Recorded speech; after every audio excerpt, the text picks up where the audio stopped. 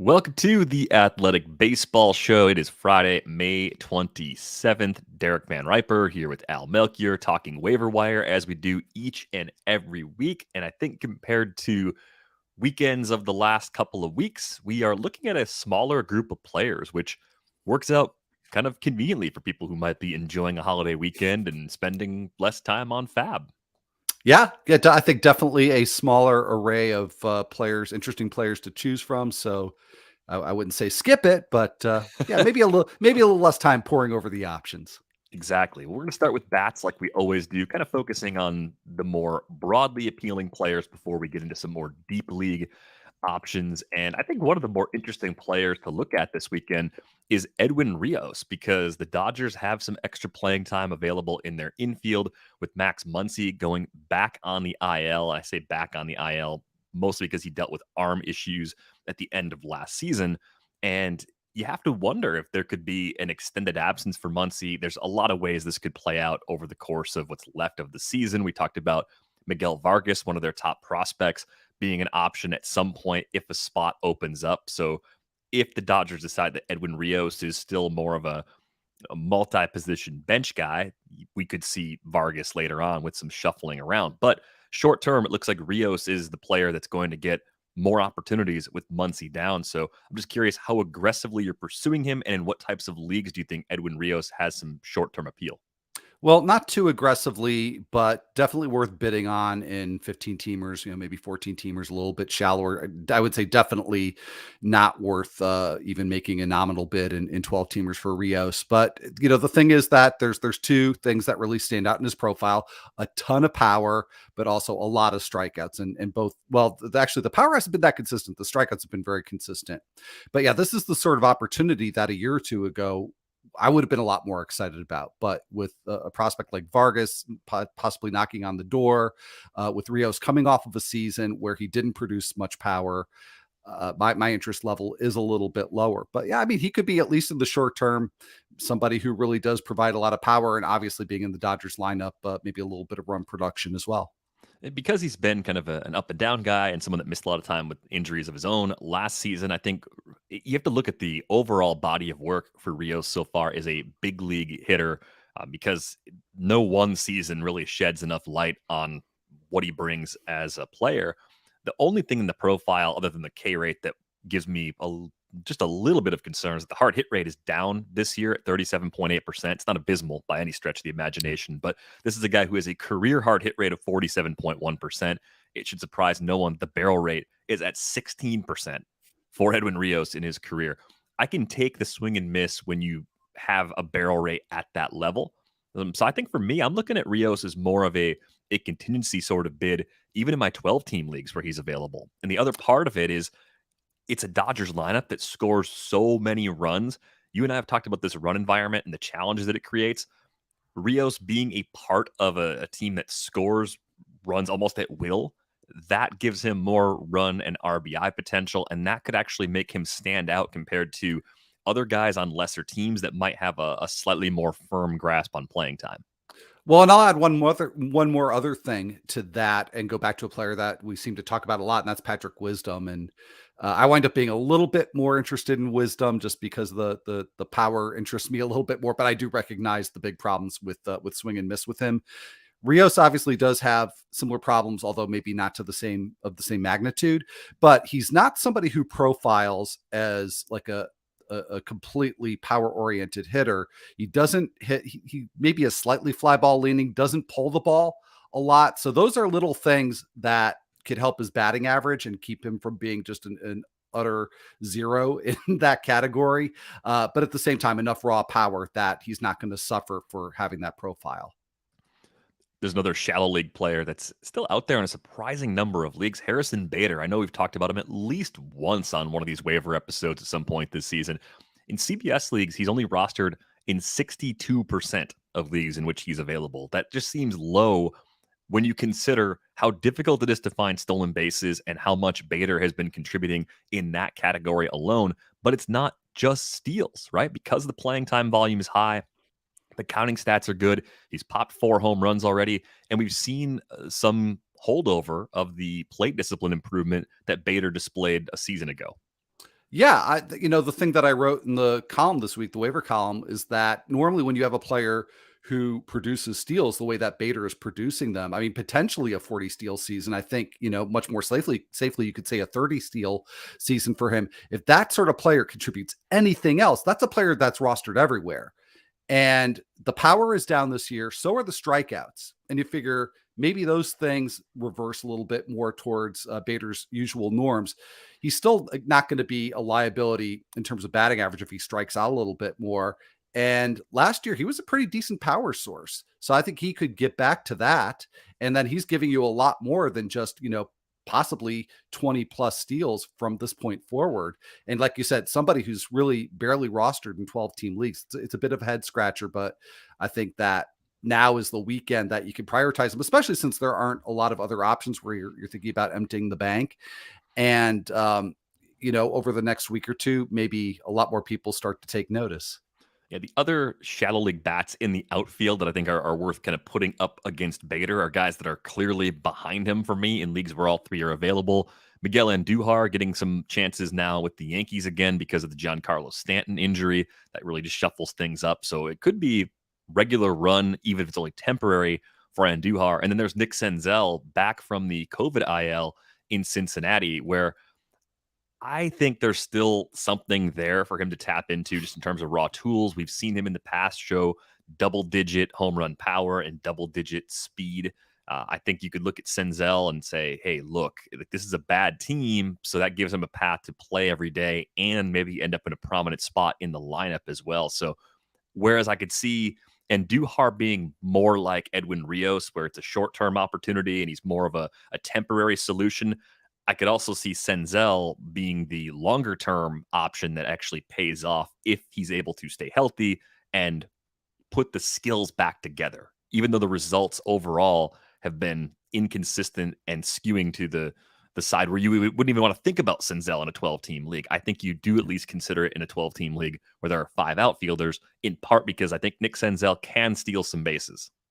Possibly. Yeah. I mean, he's really not contributed a lot of anything the last few years. And of course he's missed a lot of time. So that's maybe not a fair critique, but the fact that he delivered the double digit home runs, 12 home runs in 2019. And we've seen a number of players fall off power wise from that year because of the ball. So for that reason, maybe it's just coincidence. Maybe it's not causation, but it does make me a little bit distrustful of waiting that year too much for Senzel.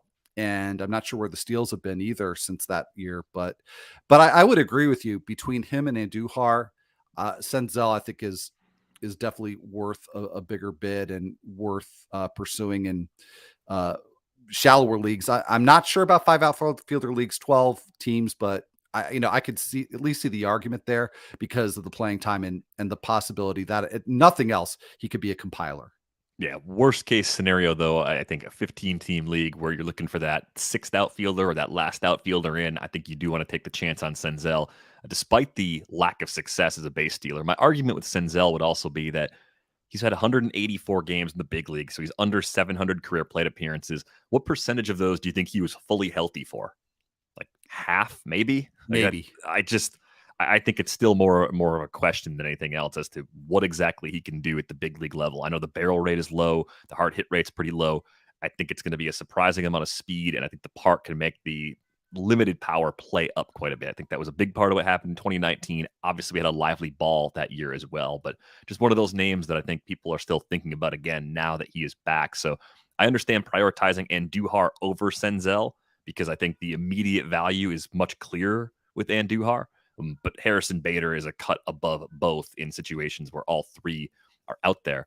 You and I talked about William Contreras earlier in the week on the Tuesday Prospect Show. Obviously, with Travis d'Arnaud healthy right now, that blocks one of the main sources of playing time for Contreras. And it's been an interesting week for him. He's playing a little bit in the outfield. The Braves getting a little healthier in that position group. Where do we go from here with playing time? Where do you want to put Contreras among catchers right now, given how Atlanta has been using him recently?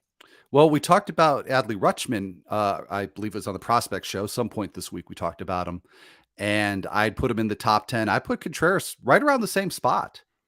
just because of the power that we've seen so far and the possibility that this is something that Contreras can come close to sustaining. And at this point, I'm not worried at all about playing time for him because he's seeing plenty of time in DH. He got a start in left field earlier this week. So obviously there's an effort there to keep him in the lineup, and why wouldn't they? So yeah, I think, I don't know if he'll remain a one catcher league option from here on out the rest of the season, but I think right now you definitely, if you need an upgrade there, he's an option. I don't think you're going to be able to get him in many two catcher leagues at this point, but obviously wherever Contreras is available, pretty much he needs to be added. Yeah, but just more versatility than I expected, and definitely surprised to see him getting some run as a DH. If you look at the games going into the weekend, the last 6 games for Atlanta, William Contreras has started 5 of those games. Left field, like you mentioned, a couple starts in DH. So moving around enough to find that value, at least in 2 catcher leagues where he's still out there. You got to think about picking him up. But even if you're in like a 14-team 1 catcher league and you've been rotating, he'd be among the players you want to try and rotate through that spot. Andres Gimenez also out there in a decent number of leagues, obviously eligible both at second base and shortstop in most leagues. Everyone's looking for speed, Al. Can Andres Gimenez provide it? I think he can, but I understand why he's actually being dropped. So it was a little bit of an oddity that I included him on the waiver piece, because that, for obvious reasons, tends to be players that are already being picked up or maybe should be picked up. He's actually on the most dropped lists on both CBS and ESPN right now. And he's only got 3 steals. So that's obviously a big reason. Another reason is that he started sitting against lefties. And both things are a little bit puzzling. But I think that he can, just to answer your actual question, is that I think that he can still provide steals. I think there's still an opportunity for him to have another, maybe 15, possibly on the outside, another 20 steals this year. He hasn't been thrown out yet. He's just not trying to steal bases so far. I think that can come. And meanwhile, he's hitting with a lot more power. His average exit velocity on flies and liners is somewhere between 3 and 4 percentage points above where it was both last year and the year before. It is showing up in his power stats. He's got an ISO in the 190s. So you get those steals back in the equation. He's hitting in the 280s. You've got a pretty complete player. And right now people are dropping him. So not only could you, and I think you should, pick him up in 12 teamers and stash him to see if he does get back to being an everyday player. But I mean, he might be available out there in some deeper leagues. Yeah, I mean, it's a low-key significant change in the underlying numbers to see a player like Gimenez getting the hard hit rate above 40%, lowering the K rate slightly. I know he doesn't draw a lot of walks, but be more excited about the things that he can do as opposed to just being pessimistic about the few things that he really hasn't shown an ability to do. He's also in the 95th percentile in sprint speed, and he's 98th percentile in outs above average, which I think helps drive that playing time. Even if he's not going to play against lefties, big side platoon guys that can run a little bit, they tend to find their way into your lineup, especially as injuries continue to pile up as we move through the summer. This next group is more a group of deeper league bats. Maybe you can argue your way into pushing them into shallow leagues at some point. But I think it's an interesting group of outfielders this week among these players, too, because we've got Cal Mitchell in Pittsburgh. We got Tyrone Taylor in Milwaukee, and Oscar Gonzalez, another member of the Guardians, getting a little opportunity for some added playing time. Of those 3, who do you like the most? In the short term, definitely Tyrone Taylor. But I did not include either him or Gonzalez in this week's waiver column just because it's not clear to me in Gonzalez's case how much he's actually going to play, even though he did make the start on Thursday. And in Taylor's case, when Renfroe comes back, what his role is going to be.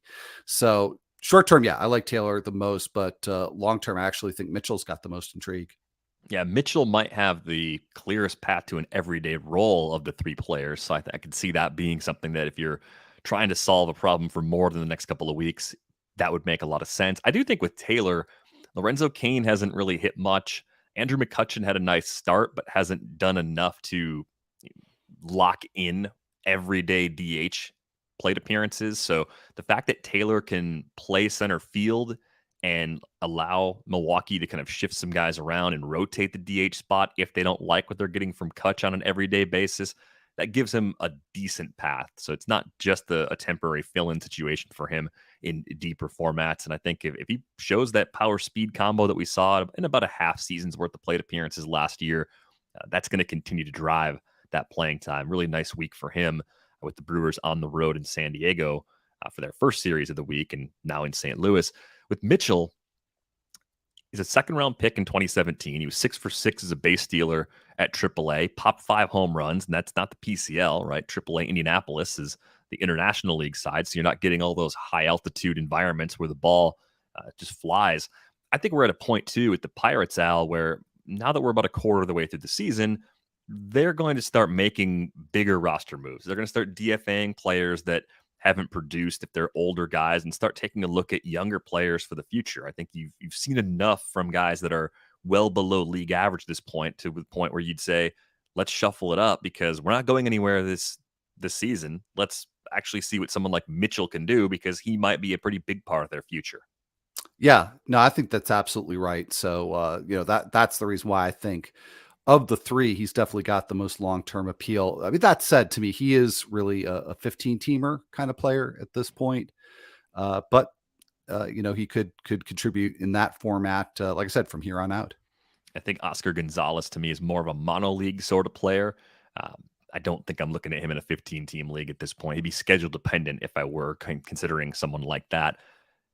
I want to get to this question here from Disco Dave. And if you haven't watched this show live, we do go live every Friday at 4 p.m. Eastern. We're happy to take questions for anybody who does drop by on the Athletics YouTube channel. Disco Dave wants to know, when you're adding players, how big of a role does age play? The example Disco Dave throws out there is Darren Ruff versus Christopher Morel. Well, I mean, independent of everything else, it really plays a very small role for me, because if Darren Ruff, I nearly wrote about Darren Ruff in this week's column, and then I looked at the playing time situation there for when Brandon Belt comes back, which could be very soon, and probably Ruff goes back to just starting against righties. So if if he had a path to everyday play the rest of the way, I would rather have him than Morel. And Morel's obviously off to a great start. There's a lot to recommend him. He could be eligible at a bunch of different positions, but yeah, to me, it might be a little bit of a different calculus in a keeper league, but in redraft, it's really just, what can this player do for me maybe in the few weeks ahead, and what can they do for me rest of season? Yeah, I think the interesting thing here with Morel, too, he's led off 3 consecutive games heading into the weekend, too. So he's no longer stuck in the bottom third of the order. He could fall out of that spot just as quickly as he moved into it. But there is power, there is speed. I think we talked about him a little bit on last week's pod. I do see a longer path for Morel to continue playing. It's a little bit like what we're seeing in Pittsburgh, right? I mean, if you're the Cubs, you're thinking more about 2023 and beyond. And if Morel continues to play well, the versatility he brings is enough to just keep him in the lineup every day and see what happens until he gives you a reason not to play him every day. So age is actually a pretty small factor for me. It is more about usage, more about those core skills. If I were in a dynasty league, a deep dynasty league where those two players were available and my team wasn't on track to win this year, I do think age moves up in priority quite a bit. I'd be a lot more interested in the flyer on Morel than a player like Ruff, who 2 or 3 years from now might be in an even smaller role than he's in right now, even though the per plate appearance production from Ruff is good when the playing time ticks up, which it has done recently with the injuries the Giants are dealing with. But thanks a lot for that question, Disco Dave. A few more deep league bats just to throw out there. Max Stassi back from the COVID IL. I just think lineup support is huge for him. One of those guys that if you miss out on William Contreras, if you're looking for a bit of help at catcher, Stassi might have been dropped as a result of the time that he lost. Another Cub in the mix here, Nico Horner back from the IL as well. I've been very skeptical of his power all along, Al. Am I wrong, or do you actually see something in this profile that we should like from a power perspective? I'm not seeing it yet. A little bit more power so far than I would have expected. Granted, I was expecting absolutely none. So there's that. But no, I don't see that as a part of his appeal. I think it's more batting average and maybe run production. Yeah, 5.8% barrel rate so far this season, just over 100 plate appearances. It's a pleasant surprise to see the improvement there. Hard hit rate right in line with what we've seen each of the last 2 seasons when Horner has been in the big league. So maybe a slight uptick, but I saw him as more of a like 5 to 7 home run guy entering the season. If we're going to say he's a 10 to 12 home run player now, that is improvement. That plays in deeper leagues. And kind of like we talked about a bit earlier, I mean, with Andres Jimenez, Nico Horner actually runs well. He's 91st percentile in sprint speed, and he's grading out as a good defender too. So if that drives his playing time, then the counting stats will follow. But I see Horner as more of a fill-in, a temporary fill-in for deep mixed leagues as a middle infielder, and less of someone that you'd actually want to have on your roster in those leagues, because I think the Cubs offense is going to be below average going forward, could even get worse as the season rolls along. So your counting stats might suffer a little bit. And there's just not a ton of ceiling there unless we see him getting more green lights on the base paths, finding ways to get on base more consistently, which he might do. The walk rate's down a little bit right now for Nico Horner. For his career, he's at 7.1%. So if he gets back to that, there's a useful player here, but just not a particularly high ceiling one, despite the little bit of pedigree. Other names I want to throw at you, Pavin Smith. I think he came up on last week's show. I think you could do worse with your last bench bat in a mixed league. I think we talked about the barrel rate being up on last week's show. Matt Carpenter has an opportunity with the Yankees, and then Kevin Padlo is creeping into the mix for some playing time with the Giants. But once Belt comes back, I think through part of the trickle down, he might be among the players that would end up in a smaller role or possibly get sent back down. So any interest in Carpenter or Padlo as more than mono league villains? No, I think that's exactly their function in fantasy. Just players who, in the short term at least, can provide you with some at bats, fill a spot that you need to fill because of an injury, and that's about it. Let's move on to some pitchers of interest. We'll start with the more broadly appealing options before digging into some possible streaming considerations and maybe a few two-start pitchers as well. Aaron Ashby was a name that came up on the Prospect Pod on Tuesday. I think we've got a little more information now about the expected absence of Freddie Peralta with that shoulder injury. August is now more of the timetable for when he's going to come back, or at least get to the point where they can more accurately estimate when he's going to be back. So that's a long window for Aaron Ashby to stay in this Brewers rotation. I know you expressed that you were very confident in him as someone that you actually wanted to go after on Tuesday. In terms of percentage of bid, are we talking 10 to 15% of a full fab budget for Ashby, if not a tick more? Yeah, no, that's exactly what I put in the column this week. He's the one player this week that to me is not a literal empty the bank kind of player, but the closest you would find to that. You want to save a little because we've still got Grayson Rodriguez coming and maybe a few others. But yeah, he's the kind of player that I think really can make a huge impact, maybe win a league for you this year. And that's exactly where I put that bid amount, 10 to 15. Yeah, hitters look pretty uncomfortable against him in the box, getting a nice velo on the fastball. He's averaging 96 on that pitch right now. He's got a slider, he's got a changeup, he's got a curve, a deep enough arsenal. It's just a question of whether he can keep the walks in check. If he can do that, I think Aaron Ashby could be the kind of impact pitcher that you just described. At the other end, we've talked about stashing pitchers a lot on this show. We haven't talked a lot about Brian Bayo on our prospect episodes, but he's moving up in this Red Sox system and maybe a guy that could come up at some point in the next few weeks and take on a spot in this rotation. Is he worth stashing now in leagues where you're allowed to pick him up? By the way, I think we did talk about him the 1 week that you weren't on the prospect show. So he was discussed there recently, but I think it was right when he got the promotion from AA to AAA. And I think because he did still very recently just get that promotion, I had not been thinking about him in the same vein as we had been talking about Max Meyer, of course, now in the IL, or Grayson Rodriguez for that matter. To me, that was maybe more of a later season consideration, but I don't know. Yeah, I mean, he's just been fantastic. So maybe he does belong in that conversation. I think there's certainly room for him in the Red Sox rotation. I think it would be more about someone going down with an injury or a sudden turn in effectiveness. I think as it stands right now, that core group of five they have is pitching well enough. Michael Wacha is always the guy that I'm watching very closely. I'm waiting for the other shoe to drop. So far, so good as far as the results. I know he's not necessarily getting deep into his start every time out. The last two turns have been less than 5 innings, but the results to this point, a 2.83 ERA, 109 whip, probably going to give Bayo a little more time at AAA before they actually bring him up for performance reasons. But really like what we've seen through these first two starts from him, 40% K rate so far. at AAA for Brian Bayo. So I think he's starting to push his way into the, if you can stash someone in the minors conversation, he might be showing enough to where you'd want to use a roster spot that way. A lot of interest in Brady Singer lately. Al, do you share in that interest? Well, sure I do, because it's absolute confirmation bias for me, because he was one of my guys going into this season, and the results have been great lately, the last couple of starts. So yeah, I'm very excited, and uh, yeah, I mean, to me, he's a potential stash in 12 teamers at this point. A little bit of a challenging week to pick him up and use him right away. He's got a home matchup against the Astros for his next start. But you look a little further. I mean, if you think that the Jays offense is going to keep struggling, home against the Jays awaits the following week. We know in the AL Central, there are plenty of easier matchups that come around. So that would be part of the appeal with Singer. Even if he's not necessarily in your lineup right away upon picking him up, he may have figured something out and could certainly lock down a spot in that rotation, given the issues the Royals have had.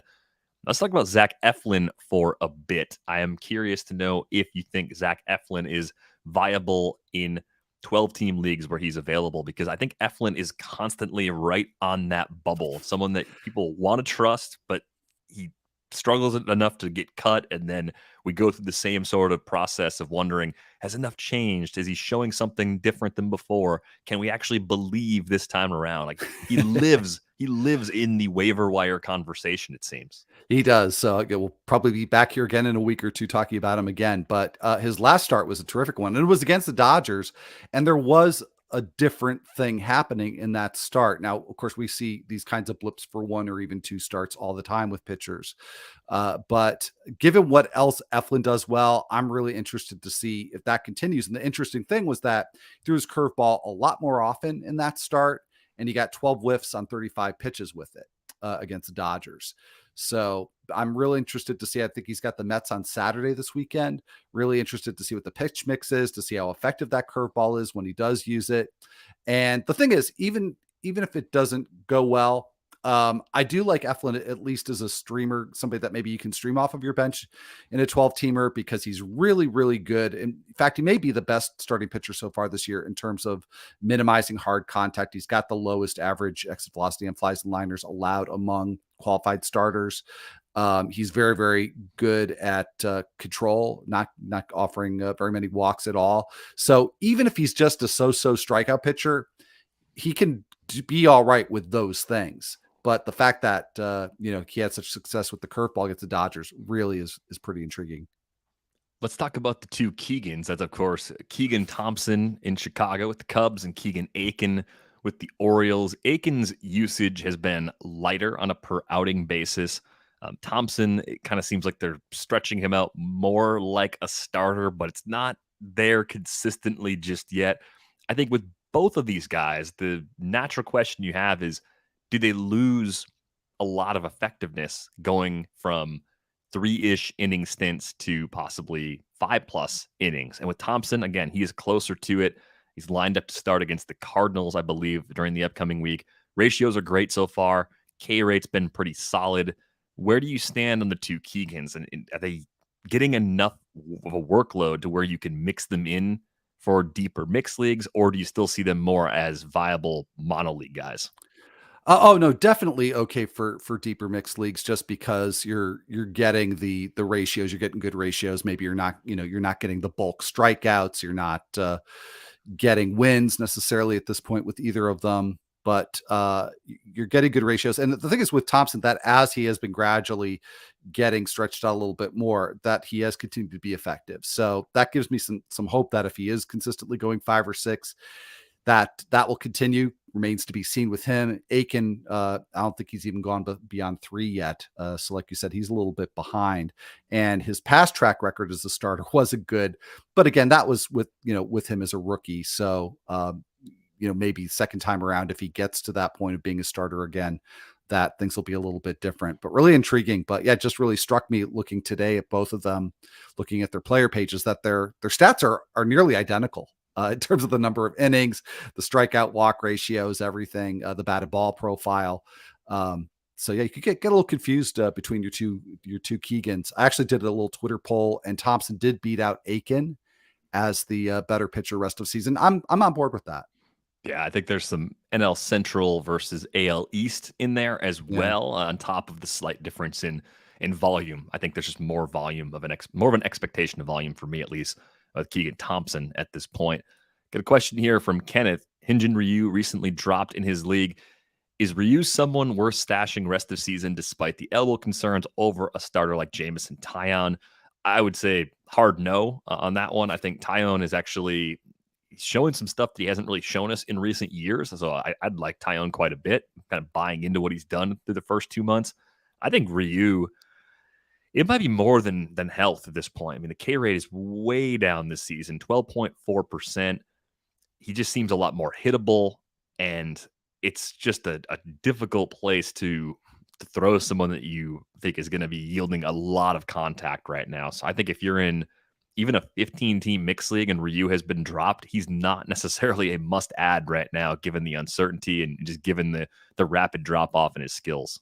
Yeah, I agree. In any league where you'd be talking about potentially dropping Tyone is definitely not a league where you would need to be adding Ryu anyway. So I agree 100%.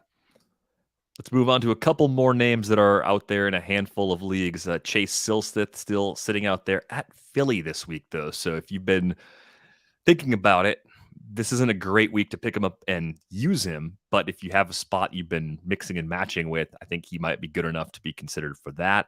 Mike Minor could be back this week in Boston. I'm not really interested in that particular start, but there is a 2-start week coming the following week if everything stays on course with the schedule for the Reds. And I think if you are looking in a league where it's hard to find 2-start pitchers, plenty of deeper mixed leagues out there like that, home against Arizona and road against the Cardinals would actually be a spot in a 15-team league where I'm chasing volume, where I wouldn't want Minor. So maybe you can pick him up cheap for this week, put him on the bench, and then be ready to use him for that 2-start week the following week.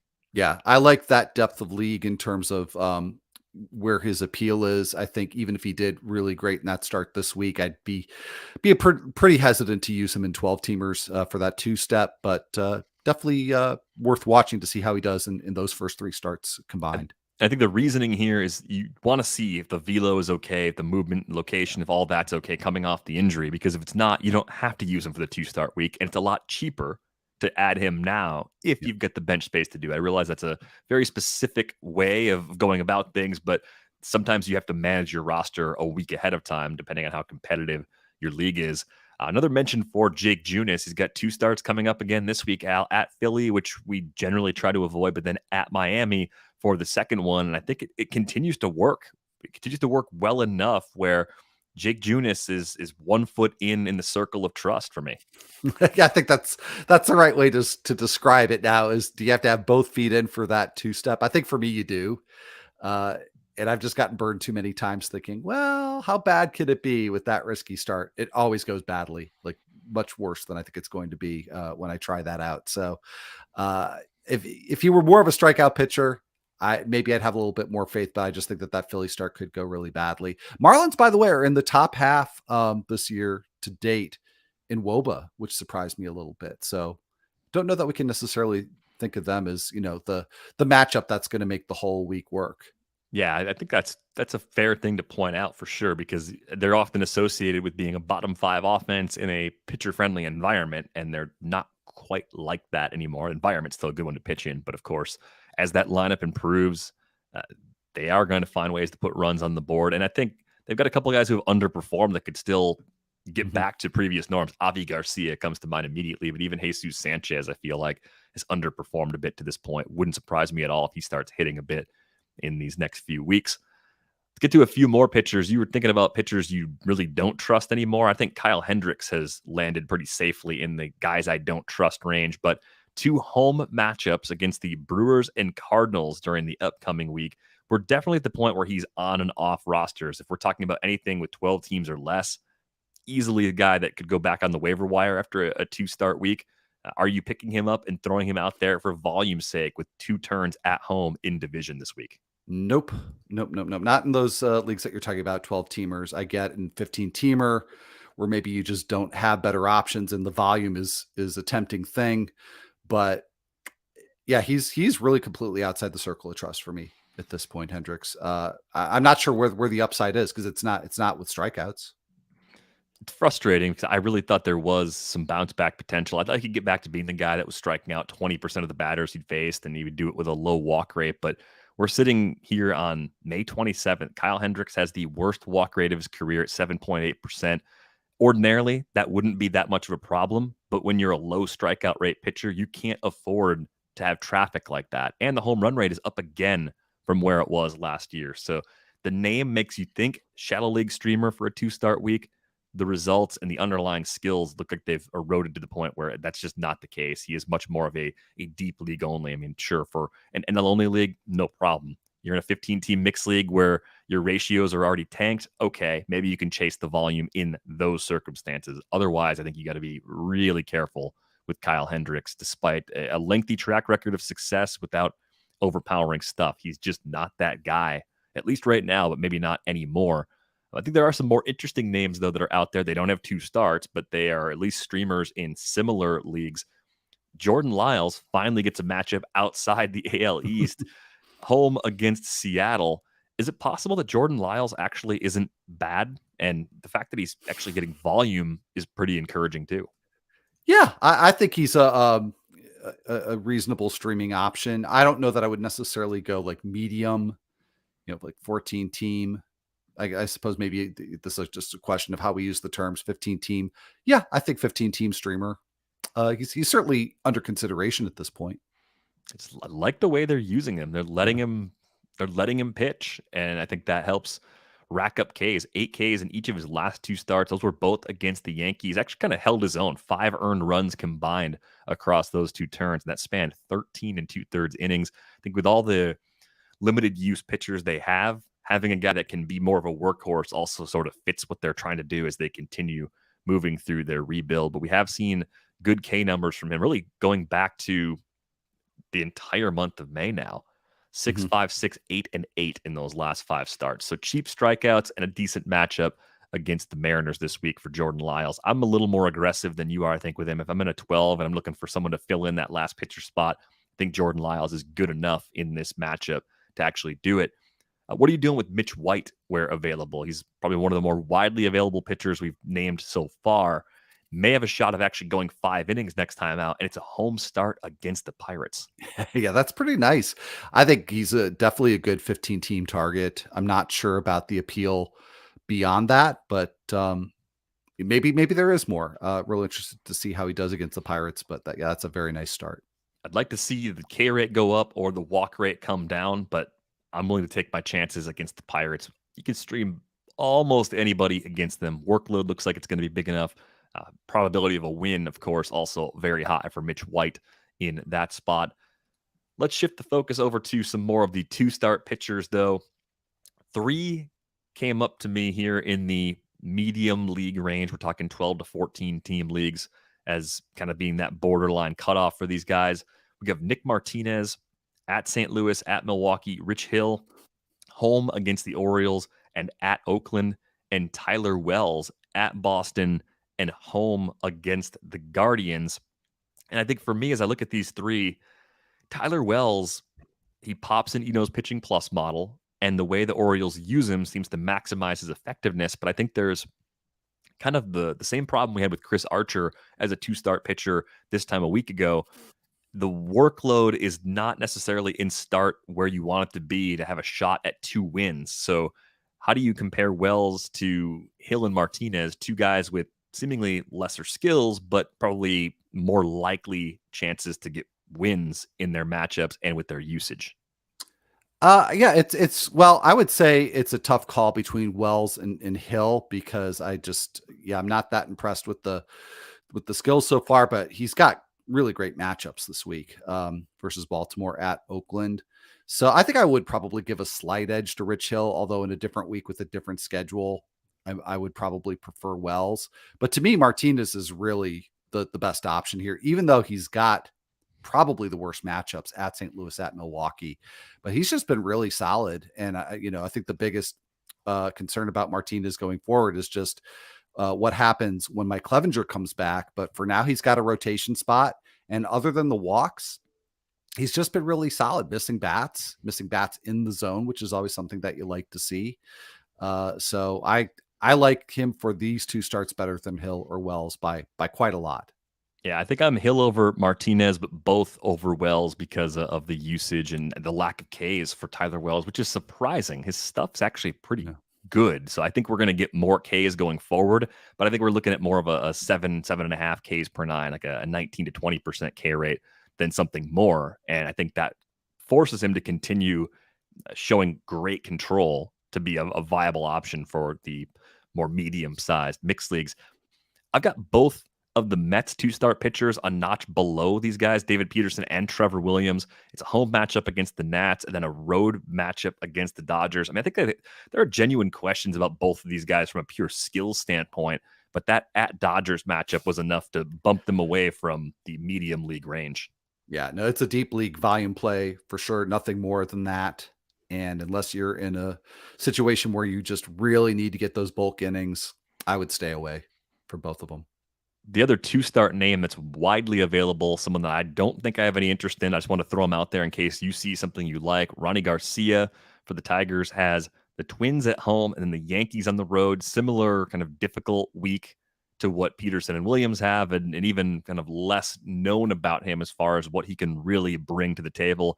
At a glance, the profile didn't look good enough for me to even want to take a chance in an AL-only league, because I think there's also the possibility, even with Matt Manning having a setback, that the Tigers could just change course midweek and you may only get one start, and that would be disappointing. Although you'd get probably the better one, the less scary one against the Twins as opposed to at Yankee Stadium. But the one thing that's got me interested in Garcia, and this is very deep league, like very deep mixed league or mono league, is that he is getting a lot of strikeouts. Now it's a small number of innings. I think he's only thrown 18 innings so far this year. He's not been a strikeout pitcher pretty much anywhere in the past. His CSW is really low, but he's just getting a ton of foul balls, like an extremely high rate of foul balls. So that for some pitchers, that is a thing. It's pretty rare. It's one of those stats that could be highly variable, but it's got me intrigued because his strikeout rate right now is something like 32, 33%. So I'd try him out in my AL only, see how it goes, but that's about the extent of it. Yeah, that's the extent of my interest in Ronnie Garcia as well. Let's take a look at some closers if we can find any of interest. I was digging around in the corners and looking at the results of my Thursday Fab leagues. I don't see much of anything out there right now as far as reasonable speculation targets. We talked a little about Clay Holmes last weekend. Of course, Aroldis Chapman on the IL, so that sort of answered itself in the time since we last spoke. And Holmes was already pretty heavily rostered even before last weekend. So other than some really shallow leagues, I don't think he's out there anywhere at this point.